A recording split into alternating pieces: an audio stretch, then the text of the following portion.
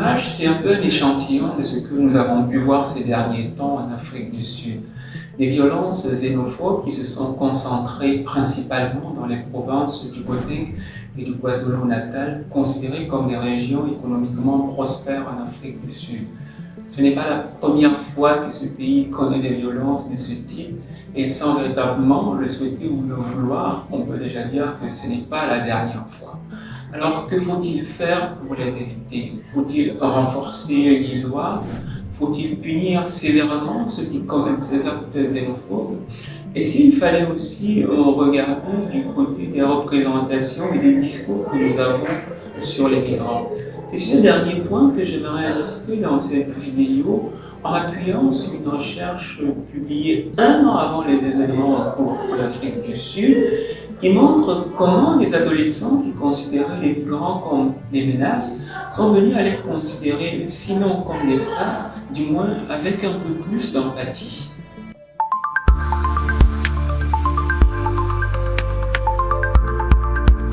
Les incidents anti-migrants en Afrique du Sud ont été précipités et consolidés par 3 grands arguments nativistes plus faux que vrais. Le premier, les migrants volent l'emploi des Sud-Africains. Le second, ils aggravent la criminalité. Et le troisième, ils saturent les services publics tels que les hôpitaux ou les écoles. Ces 3 arguments, bien sûr, ne sont pas nouveaux. On les a déjà entendus dans des contextes où les migrants sont pourchassés. C'est un peu ce que j'appelle le triangle de l'ignorance douce. C'est simple, c'est efficace, mais face aux faits, face à la réalité, il ne tient pas droit, surtout dans le contexte de l'Afrique du Sud. Prenons le cas, par exemple, de l'argument du vol des emplois. Dans les données publiées par le New York Times, recueillies auprès des sources sud-africaines, les étrangers qui ne représentent qu'environ 5% de la population occupent moins de 4% des emplois formels en Afrique du Sud, un taux qui est resté pratiquement inchangé depuis plus d'une décennie. Tout le reste, on le suppose, soit 96% des étrangers évoluent dans l'informel, c'est-à-dire dans des petits métiers utiles à la société sud-africaine, mais très mal vus par les Sud-Africains qui réchignent à faire ces métiers-là.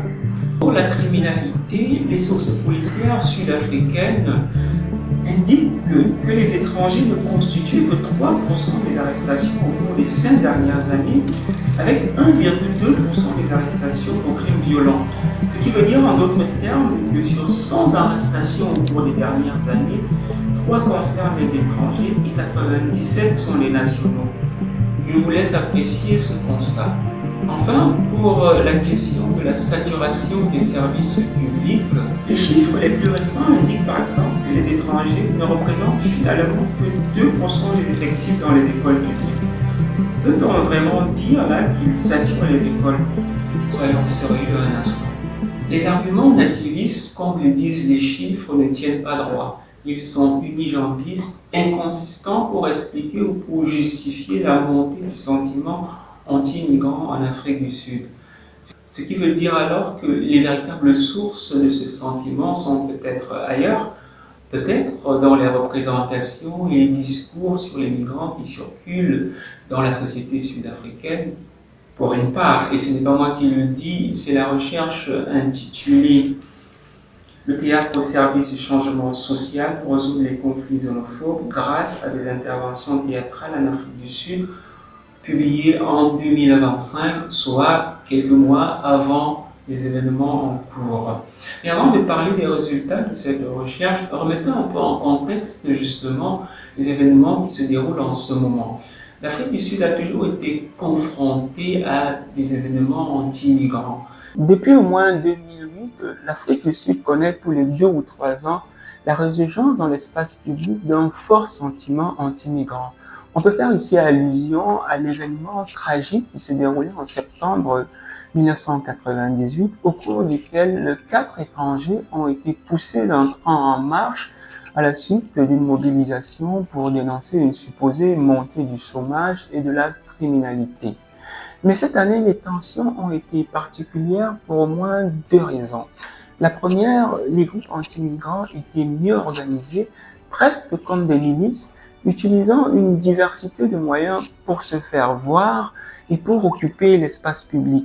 Ils ont Ils ont procédé à des mobilisations physiques, des mobilisations virtuelles à travers les réseaux sociaux, en passant par le harcèlement et les violences sur les populations migrantes, toutes noires, c'est le lieu de le préciser. C'est d'ailleurs la raison pour laquelle certains ont préféré utiliser le terme d'afrophobie pour qualifier ces événements à la place de xénophobie. En face de ces groupes anti-migrants mieux organisés, la réaction des institutions sud-africaines ne s'est pas faite très remarquer. Elles sont un peu restées dans une stratégie que les chercheurs Krush et Ramachandra qualifiaient déjà en 2014 de stratégie de déplacement composée de deux éléments complémentaires, le déni et la recherche d'un bouc émissaire, ou pour mieux dire la culpabilisation de la victime. Pourquoi l'essentiel de la réaction des autorités sud-africaines s'est concentré dans le renforcement des lois anti-migration plutôt que dans la répression des acteurs des violences xénophobes? Les conséquences de tout ça, nous les connaissons: persécution des migrants, retour précipité, violence physique, violence morale. Bref, les incidents anti-migrants en Afrique du Sud n'ont pas donné une meilleure image de l'Afrique, encore moins l'image d'un pays qui se veut le champion des droits de l'homme. Tout au contraire, ils ont contribué à diviser encore plus les sociétés africaines, paradoxalement engagées ces dernières années dans des réflexions sur le panafricanisme. Pourquoi ici je parle des sociétés africaines plutôt que des États? C'est tout simplement parce que ces incidents anti-migrants sont sortis de la société sud-africaine à l'échelle individuelle. Et les réactions les plus dures contre ces événements aussi compréhensibles sont venues des citoyens des autres pays africains et non pas de leurs institutions, même si ces dernières, à l'instar du Nigeria, ont tapé du poing sur la table un peu plus tard. On est donc là face à une violence venue du ras du sol, et c'est peut-être à ce niveau aussi qu'il faudrait forcément chercher les solutions sans exclure les autres niveaux, comme celui législatif et policier. On revient donc à notre question de départ qu'on peut bien sûr élargir aux sociétés africaines et se demander comment sortir nos sociétés du piège de la xénophobie. C'est à ce niveau que la recherche menée par les chercheurs de l'université de Fort Hare en Afrique du Sud entre en jeu. Cette recherche montre au fond comment les changements du discours et des représentations sur les migrants peuvent renforcer la coexistence entre les peuples. Elle démontre sous un tout autre angle comment les représentations et les stéréotypes sur les migrants sont souvent partagés sans être interrogés, mais aussi et surtout comment on peut éviter le piège de la généralisation et de l'évidence. Cette étude s'est déroulée dans la communauté de Hillbrow, une zone choisie pour sa grande diversité démographique et son histoire marquée par la récurrence des violences xénophobes. L'objectif des chercheurs était d'évaluer l'efficacité des interventions théâtrales pour la modification des comportements xénophobes chez les jeunes. Alors les chercheurs ont ciblé 60 étudiants issus de deux établissements, le Centurion College et le New Model College. Parmi eux, 20 élèves âgés de 15 à 18 ans ont été sélectionnés pour participer à des entretiens approfondis.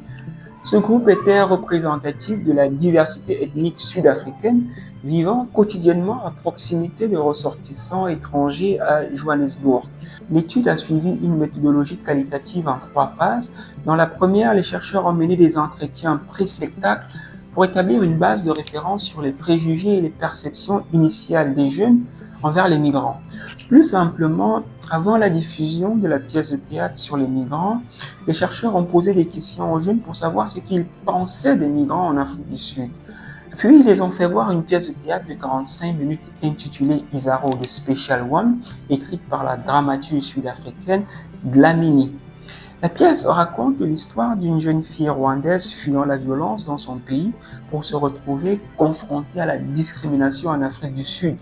Le nom Isaro signifie perle en rwandais, symbolisant l'unité dans la diversité. À la fin de la pièce de théâtre, les chercheurs ont mené d'autres entretiens avec les jeunes pour voir s'il y avait des changements dans leur discours et les représentations qu'ils avaient sur les migrants. Les résultats de cette recherche ont été pour le moins surprenants, positivement bien sûr. Avant la pièce de théâtre, les adolescents exprimaient des sentiments hostiles envers les migrants. Ils les qualifiaient d'ennemis, de dangereux. Beaucoup d'entre eux pensaient déjà comme les adultes que les migrants leur volaient les emplois et étaient la cause de la montée de la criminalité dans leur pays. Après la pièce de théâtre, les chercheurs ont observé un changement radical du discours des adolescents envers les migrants. Ils ont déclaré avoir enfin compris les causes de la migration comme la souffrance et la guerre. Certains ont même remis en cause le système éducatif sud-africain, souhaitant davantage apprendre l'histoire de l'Afrique pour pouvoir développer un sentiment d'identité africaine. Alors, qu'est-ce qu'on peut tirer de tout ça? C'est plus qu'évident. Cette recherche nous dit qu'il faut prendre les discours et les représentations sur les migrants au sérieux. Il faut faire sortir finalement les sociétés de l'ignorance qui les poussent parfois à agir n'importe comment.